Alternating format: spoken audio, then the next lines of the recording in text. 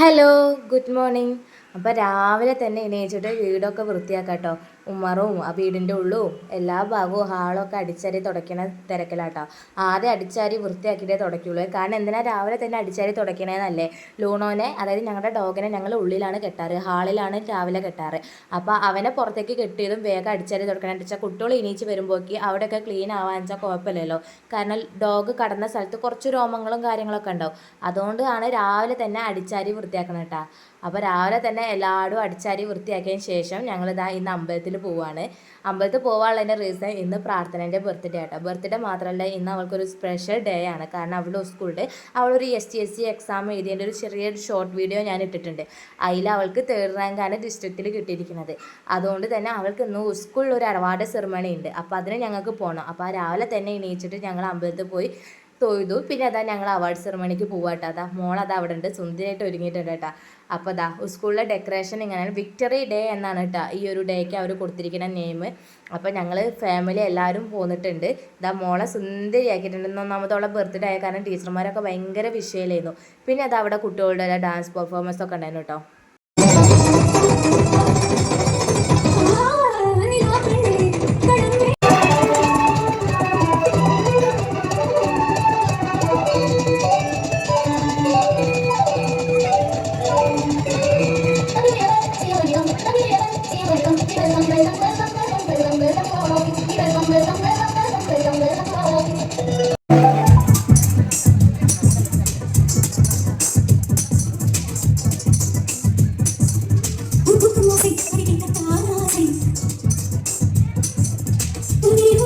ഇതാ പ്രാർത്ഥനേൻ്റെ ഫ്രണ്ടാട്ട മറിയം നട്ട പെരുമോളുടെ.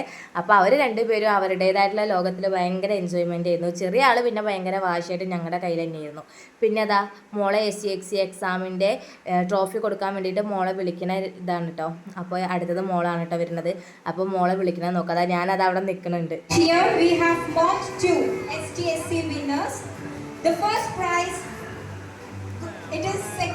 അപ്പോൾ ട്രോഫിയും കാര്യങ്ങളൊക്കെ മേടിച്ച് ഞങ്ങൾ നേരെ തിരിച്ച് പോകുന്ന വീട്ടിലേക്ക്. പോകുന്ന വഴി ഞങ്ങളൊരു ബേക്കറി കയറി.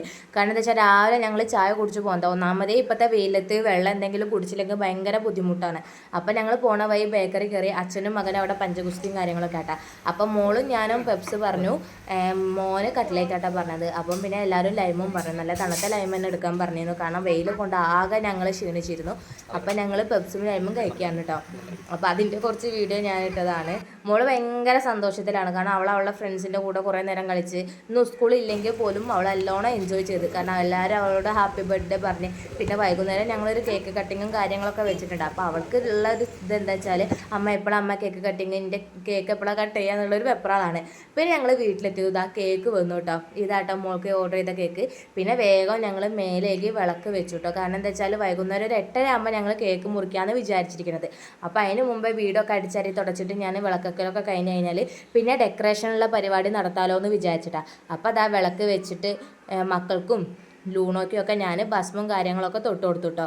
ഇനി പിന്നെ അടുത്തത് ഞങ്ങളിതാ ഏട്ടനെ കാത്തിരിക്കുക കേട്ടോ.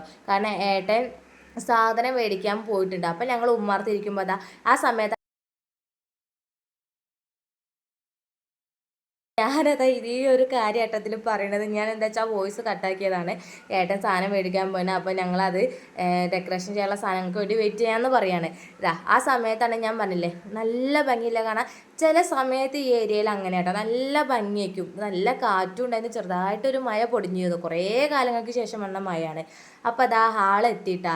ആളെ ഞങ്ങൾക്കുള്ള സാധനം, അതായത് സാധനം സൂം ചെയ്ത് കാണിക്കുന്നത് അതാണ് ഞങ്ങൾക്ക് ഡെക്കറേഷനുള്ള സാധനങ്ങളും മിഠായും. ഇതാ കുട്ടിക്ക് സ്കൂളിലേക്കും ബർത്ത്ഡേ സമ്മാനമൊക്കെ വെക്കാൻ വേണ്ടിയിട്ട് മേടിച്ചിട്ടുള്ള മിഠായിയാണ് കേട്ടോ.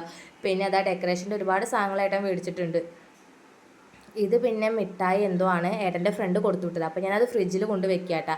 ഇതാ ഡെക്കറേഷന് വേണ്ടി ഹാപ്പി ബർത്ത്ഡേ ചെയ്തിട്ടുള്ളൊരു സ്റ്റിക്കർ മേടിച്ചിട്ടുണ്ട്. പിന്നെ അതേപോലെ ഒരുപാട് സാധനങ്ങൾ ബലൂണും കാര്യങ്ങളൊക്കെ മേടിച്ചിട്ടുണ്ട് കേട്ടോ.